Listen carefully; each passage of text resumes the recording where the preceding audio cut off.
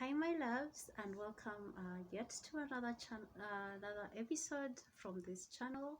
My name is Poppy, and today we're talking about disciplining toddlers. So, if you're a parent or a guardian to a 2-year-old or a 3-year-old, and you're struggling with disciplining them, you have come to the right place.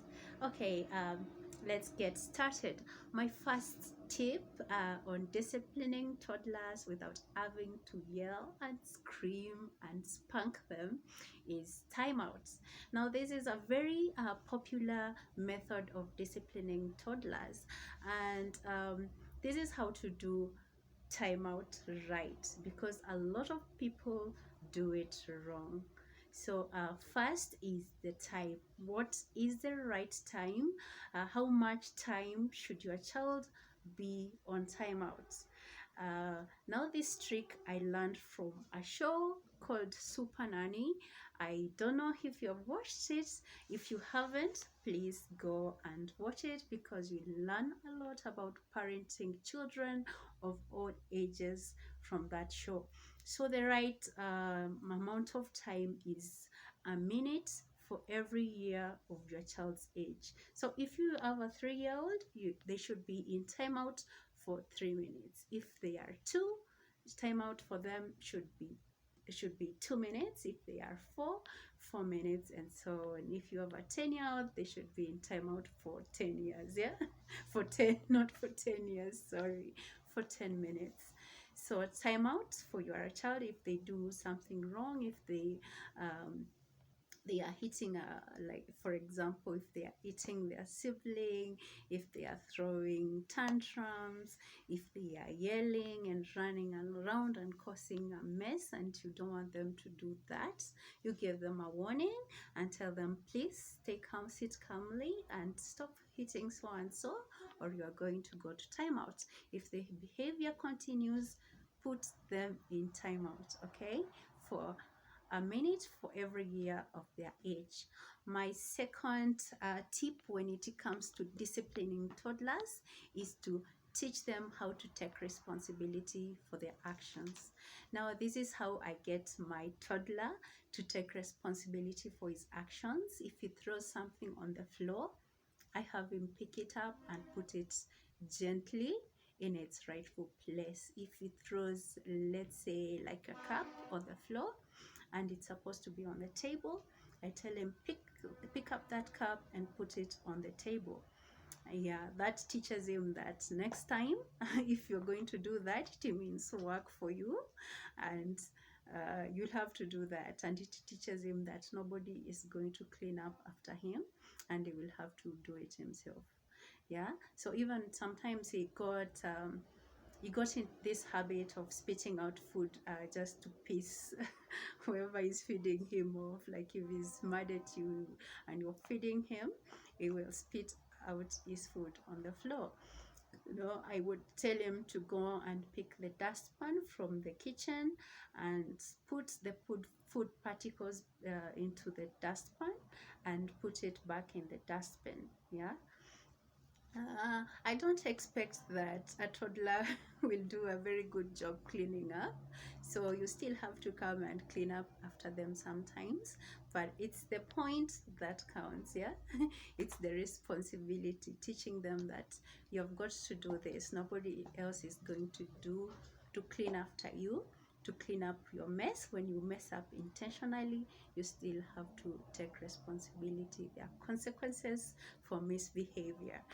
Tip number 3, yes, number 3, have your child apologize when they wrong others. Yeah, if they are hitting on other children in the playground, or when you have a play date, have them apologize. Tell them, apologize to Ashley, stop hitting Ashley, apologize to her, say sorry.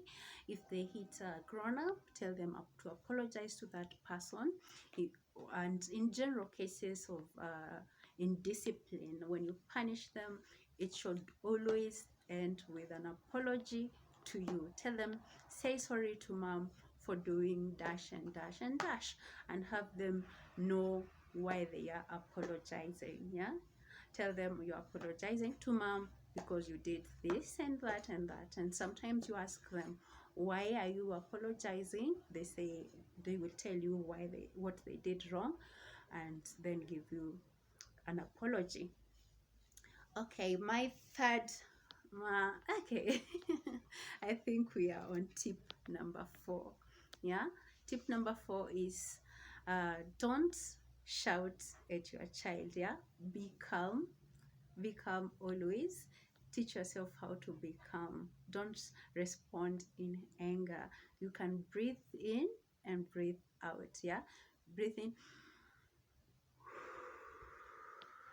a few times if it's what it takes, and tell your child what they did wrong, and they are more likely to respond positively when you appear to be calm as well.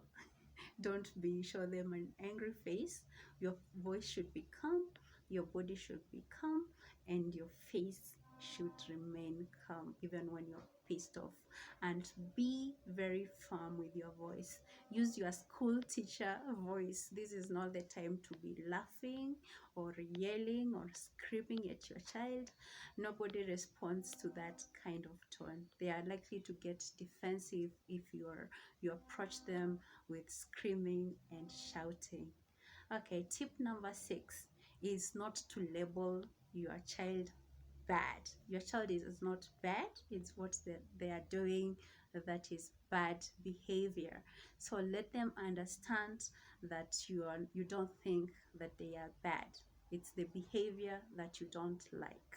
So you can tell them, you can assure them every day. You should always be assuring your child that you love them, and you remind them every day before they go to bed. Especially, they should know that whatever they did during the day, that it doesn't make you dislike them or think that they are bad.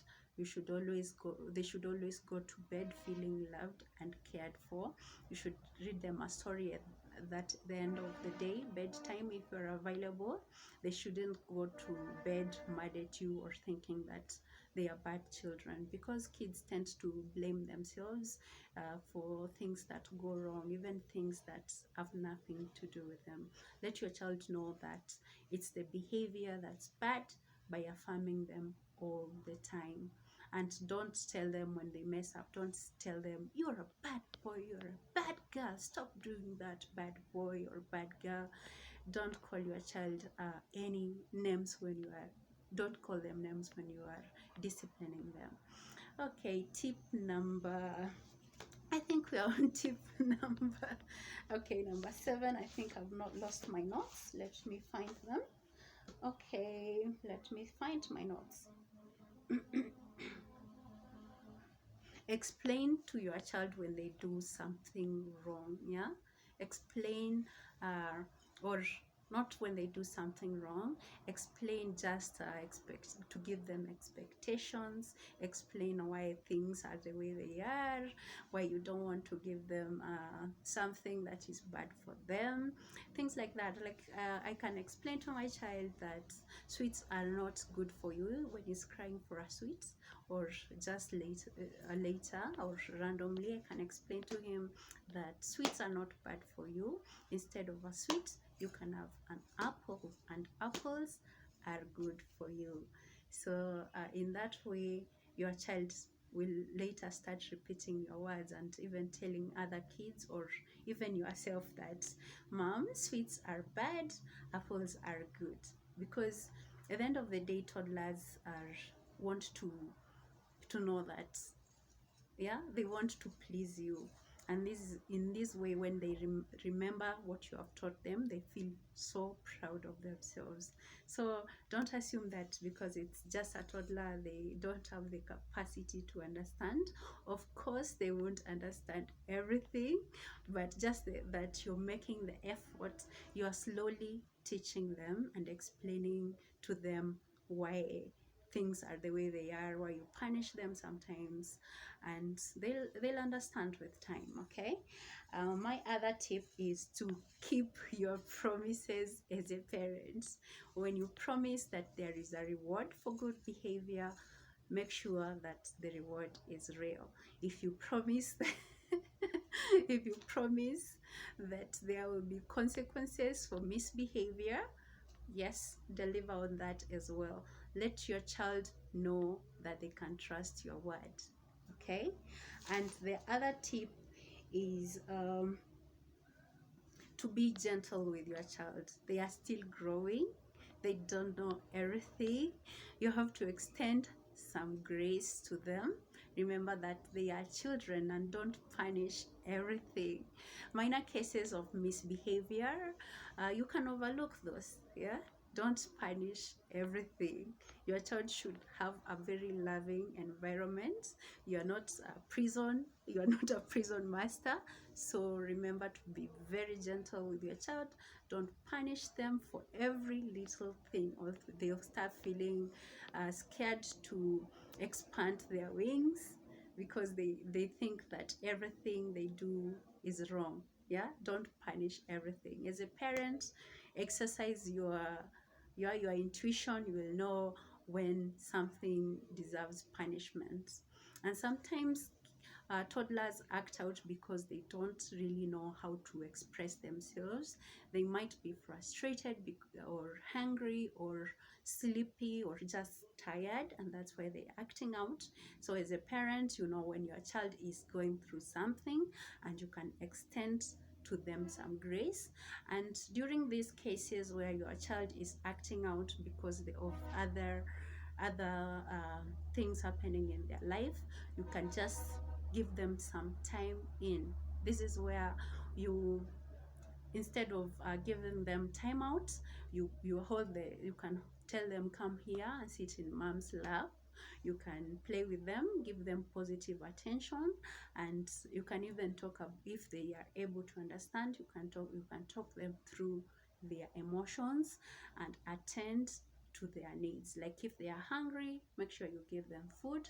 If they are sleepy, make sure that you take them to bed and have them sleep. Yeah, as a parent, you also have to remember that your child's body is very clumsy. It's a growing body, and they forget sometimes. So that's why you have to keep on reminding them. Yeah, you give a warning before you deliver you deliver any punishment. Don't punish the first instance of misbehavior. You punish when it continues.